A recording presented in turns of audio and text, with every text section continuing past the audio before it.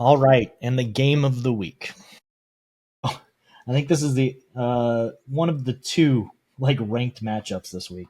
USC and Oregon. One of the four Big Ten big matchups of the year. USC Oregon. Honestly, guys, I have no idea. um, I went back and forth on this one so many times because we don't know who Oregon is, and to be honest, I don't know if we know who USC is. I think USC is actually probably a better team than we think, or a worse team than we think. I just don't know. That narrows it down. Here's what we No, here's they're what we not the know for team. sure. Undeniably 100% facts about USC is that they might be good and they might not. That's a weird. That is a weird I know way. how that sounds. That's a weird way of saying that there's no way they're adequately ranked because they're either terrible or amazing. Yes, that's what I'm trying to say. Sorry. It's like I don't know because they keep beating these teams like in Iowa, but then we look at Iowa afterwards. We're like 6-4, lost to Iowa State, hasn't played anybody. Like, is Iowa's really that good? So it's just I don't know. I could see going either way. I think the safest choice would be to pick the home team, the team that last year proved they were good, and they should be good still. On paper, they've got a great receiver, great running back. They've got a decent defense, maybe not to the tier of last year, but still a good defense. So, yeah, I see them maybe stopping USC more than USC stops Oregon, which defines football and how you win. Was that great analysis or what, guys? They're either That was beautiful. either way better or shit. They're somewhere in here. Don't know where. That was Saban-esque, my friend. Oh, Nobody breaks down a team like Chance. Oh, I'm not saying I'm going to do any better right now because I agree. It really I went back and forth on this game on the various strengths. Oregon's quarterback is a stud.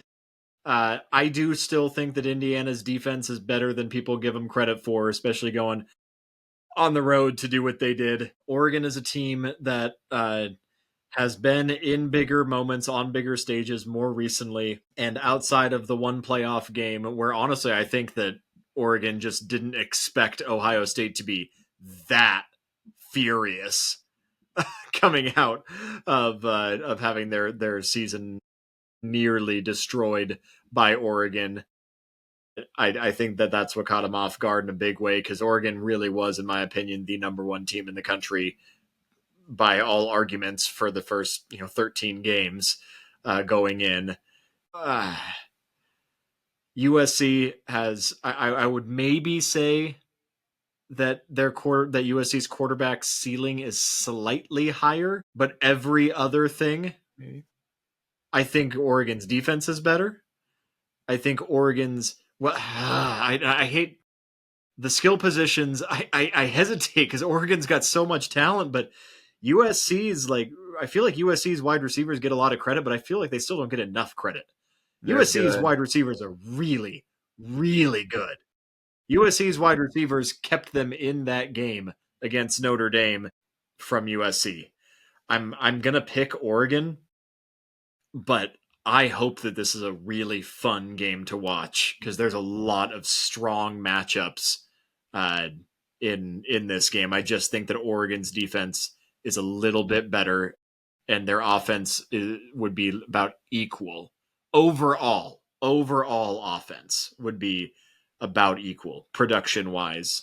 And so I think I get what you're saying. It is silly to talk about that. You're like, yeah, I think that Oregon stops USC one or two more times than USC stops Oregon. Yeah. But this game, before you go, Chase, this is going to be one of the best games of the season, I think. Watching Hopefully. I think both of these guys are going to be electric. There's going to be so much God, talent. they got everything to play for. Both of these teams have everything on the line right now.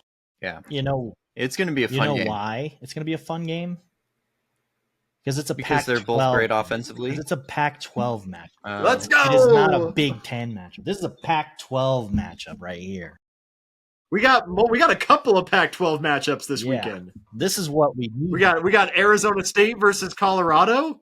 We got Oregon versus USC. We got Cal versus Stanford. That's what I like to see, baby.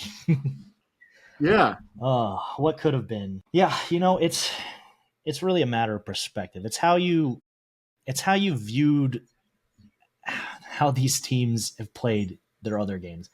This is how I viewed Oregon going into Iowa. It showed me that I think that Oregon is cracking. I don't think they're the team they were last year. I think last year they were the best, probably they, like Connor said, the best team in the nation for a collection of weeks. And then they got rewarded with being ranked number 1 with having to play Ohio State straight out of their bye. That was their reward, is they got to play Ohio State right away, unfortunately. And you don't like playing a rematch against a team you just beat barely. So if they were in a different, if Ohio State was in a different bracket, Oregon could have easily made a push. This season, I haven't seen Oregon do anything spectacular. I thought the Penn State game was going to tell me what they were, and then Penn State crumbled. And you could totally argue that Penn State was real then, and then they fell apart because of all the things that happened afterwards. You could totally argue that. I feel like Oregon's just not it. I don't think their quarterback is that spectacular. I thought Dante Moore was going to be like one of the top Heisman candidates by now, and he doesn't look that spectacular. He's usually throwing short passes. Their wide receivers aren't doing that spectacular either. On the other side of things, USC's offense looks probably like the best offense in the league. Like Maeva is practically he's had some interceptions, but he's practically perfect on the air. And Mekhi Lemon, amazing, dude. That dude makes plays every game, and so does some of their other receivers. They make amazing plays. You remembered his name, Chase. Yeah. Good I finally job. remembered Every week you're like, what's his name I again? always forget his name.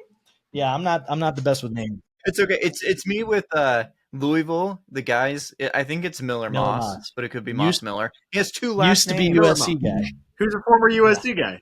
Yeah. But anyway. I think the main difference. It's hard. This is a hard game to pick. Obviously, Vegas doesn't feel so. It's a 10-point favorite for Oregon. They really are trusting the home field for Oregon. But Oregon in the past, in the Pac-12, found ways to lose these games. Found ways to choke themselves out of a playoff game, out of a out of a Pac-12 championship, out of a Big Ten championship. This is the game that Oregon usually finds a way to lose. If somehow they win this game, I feel like they'll magically lose against Washington next week. I don't feel like Oregon belongs in the playoffs. I don't think they're going to make it. I think USC is going to take this game. I think both these teams. I think one of the big things in this game is who's going to turn the ball over more. And I think while Oregon's defense is better, USC has forced more turnovers. Not by a lot, but they have forced more turnovers. So they just gotta win the turnover battle and play good football, and I think they win. Yeah, I mean, both these teams are just mysterious. To give you that point, it's very mysterious, and they've played good games and bad games. I'll give you this too, Chase. Lincoln Riley over his career has probably been a little bit more disappointing than people would like to see, because he's been at these big programs and hasn't had that breakout year. But the dude draws up plays. I mean, you watch that offense and you never doubt a Lincoln Riley offense, because it's just like, where did you come up with that? How did you do that? And they're always rolling. It's just the defense. It's always the defense, and we'll see what happens. But it should be a fun game. Usually with those plays too, like you'll see other teams drop these plays, and somehow there's always there's an illegal shift. There's too many illegal formation comes up. Something happens every time, and that doesn't happen unless it's ineligible downfield for them, unfortunately. Like it's never an illegal shift. It's never what the play drawn up like pre-snap is the problem. Usually it's just one guy doesn't get set, one guy doesn't stay off the line when he's supposed to be on the line. Something like that happens for these. But for some reason, Lincoln Riley gets his team to do the right thing until the play starts. And a lineman decides to go 2 yards down the field. And that's why that stupid penalty needs to not exist. So.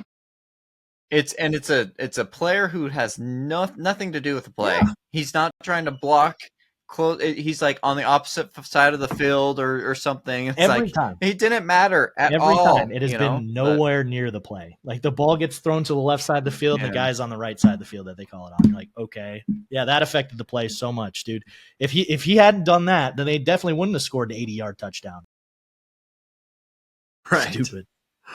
Oh my gosh. Yeah, not a lot of massive matchups, but a lot of really intriguing matchups for this week 13 of football. It's going to be fun, though. As lackluster as some of these games might be for the national scene, there's a lot that are near and dear to our hearts, and this one could tell the tale of the entire Big Ten this weekend, and this hopefully will be a hugely entertaining game to cap off the weekend with. This has been your Week 13 projections. We'll see how it plays out. We'll let the field decide.